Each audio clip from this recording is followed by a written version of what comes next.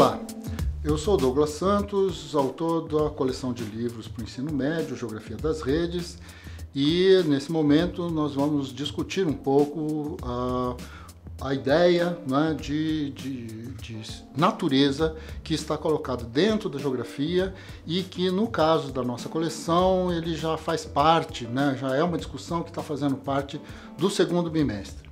Nós vamos discutir exclusivamente uma pequena parte dos capítulos, né, dos conteúdos, mas que tem por objetivo ajudá-lo a pensar exatamente a conexão e os conceitos que são fundamentais e o que pode e o que deve ser desenvolvido nessa faixa de idade para essa série, não é? Para esse nível de ensino, não é? E relacionado então ao tema da geografia.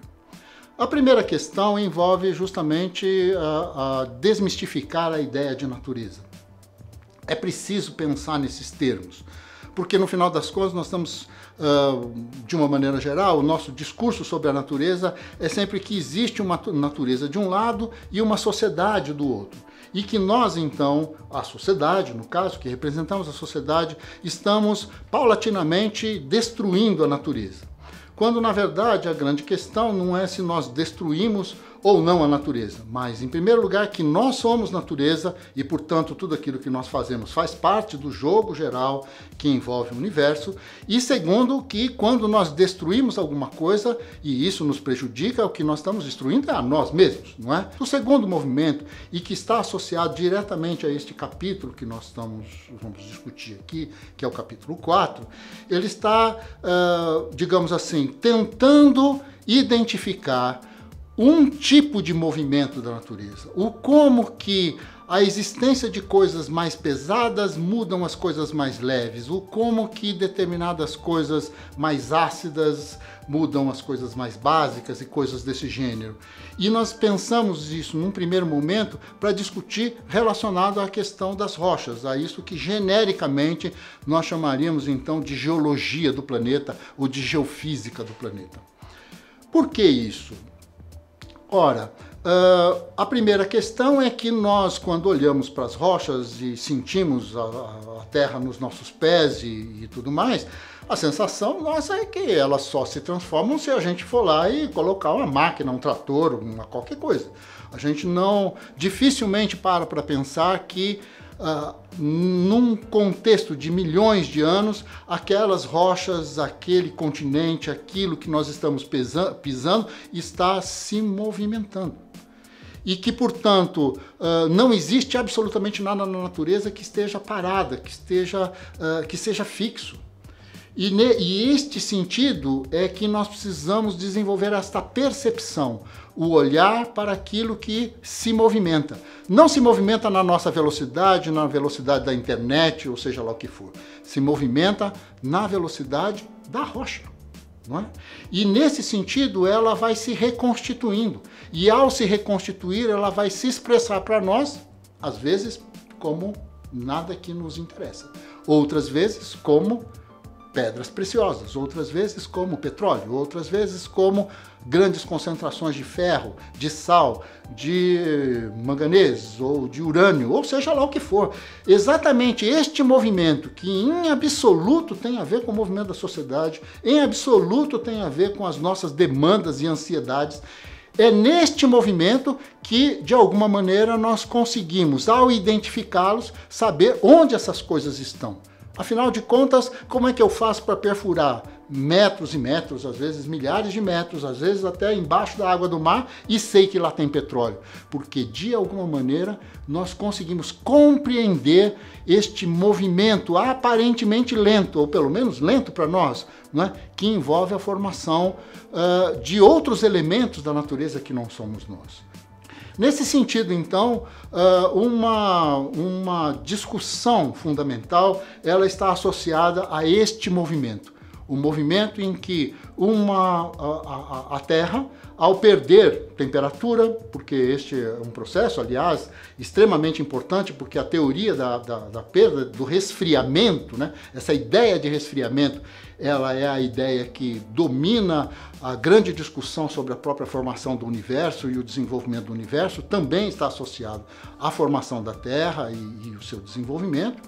Então, esta ideia de que a Terra se resfriou e, ao se resfriar, as coisas mais, digamos assim, as coisas mais densas elas foram para o fundo e as coisas mais leves elas vão para cima. E é justamente nesse processo que nós vamos ver a constituição da hidrosfera, da atmosfera e o que está nos interessando neste capítulo, que é a litosfera. Algo que se movimenta, os continentes se movimentam. Mais do que isso, as rochas se movimentam. E as rochas afundam.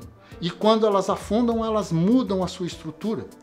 E depois, ao mudar de estrutura, elas voltam de novo para a superfície. Ao chegar na superfície, elas são destruídas.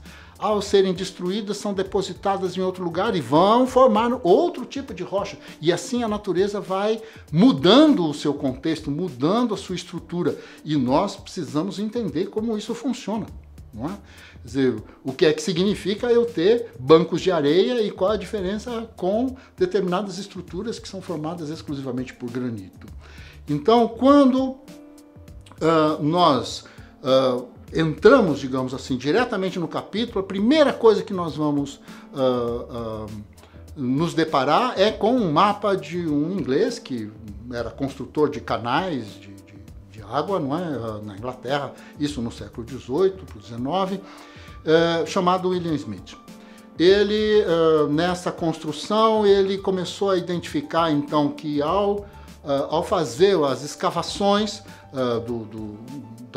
da terra, ali na Inglaterra, essas escavações começaram a mostrar que aquelas terras que ele estava vendo no subsolo tinham restos de peixe, tinham fósseis, não? E que, se aqueles fósseis estavam lá, ou aquelas terras já tinham estado embaixo d'água, ou então, sei lá, os peixes tinham andado até lá, o que é uma inviabilidade, não é?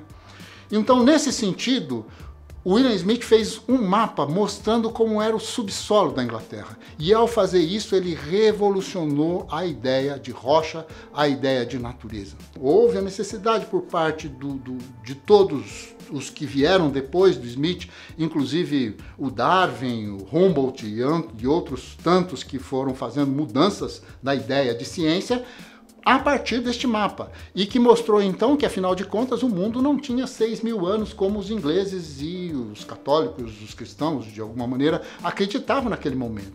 Vocês imaginem que o mapa do William Smith deu um pontapé inicial para a gente sair da ideia de que o nosso planeta tinha 6.000 anos, para a gente entender hoje que ele tem algo em torno de 4 bilhões e 500 milhões de anos. Isso é uma mudança brutal do nosso pensamento.